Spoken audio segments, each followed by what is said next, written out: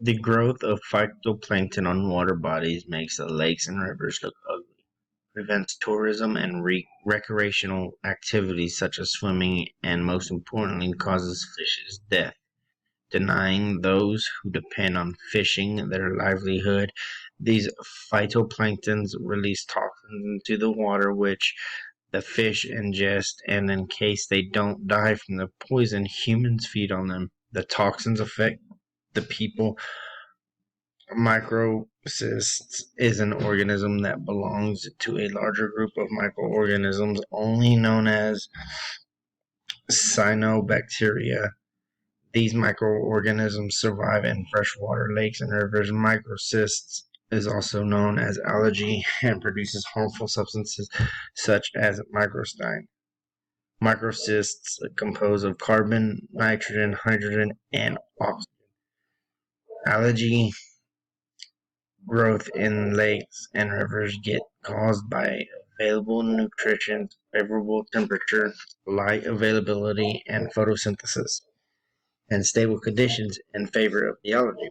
The nutrients gets released by industries directing their waste into bodies, providing the lakes and rivers of with phosphorus and nitrogen, which are the primary nutrients required for the algae to bloom.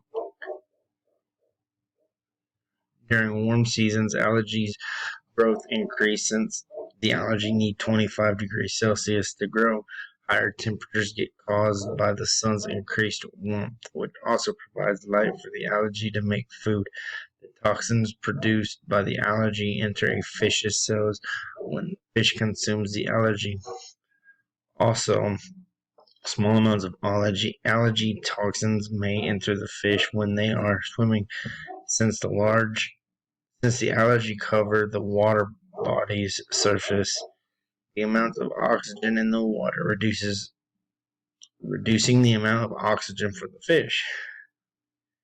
The toxins may also interfere with the mitochondria, thus meaning the organically functions. Lack of oxygen and non-functioning mitochondria will inhibit with metabolic processes, including the growth of reproduction, since no energy gets produced.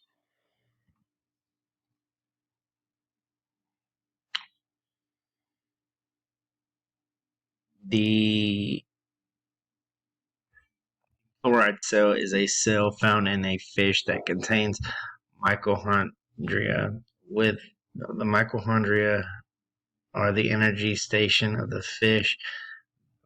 Processes in this cell may include ensuring that the level of pH of the fish is correct to maintain the osmotic gradient between the fish and the water. The osmotic gradient is essential because it prevents the amount of water from entering the fish.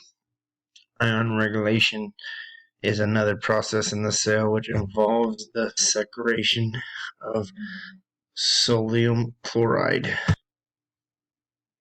Osmorylation is achieved in fresh water since the fish has a higher pH than the water, making it hypertonic to the water. The fish intake water through the mouth or gills, then releases urine with a high salt concentration in the water. The mitochondria in the chloride cell then absorb the salt from the water into the fish bloodstream, and the cycle continues. The enzyme present in the chloride cell is the sodium potassium adenosine trisulfate. This enzyme promotes the ionic balance of the fish by promoting the intake of sodium ions and the secretion of potassium ions across the plasma membranes of the fish cells. The enzyme functions get reduced when the amount of oxygen absorbed by the fish decreases. When the osmotic gradient is not in the right proportion, the fish will drink a lot of water and die off. When the ionic balance does not get maintained by the intake of sodium ions, the secretion of potassium ions, the fish will take in more significant amounts of water than required, leading to the fish's death.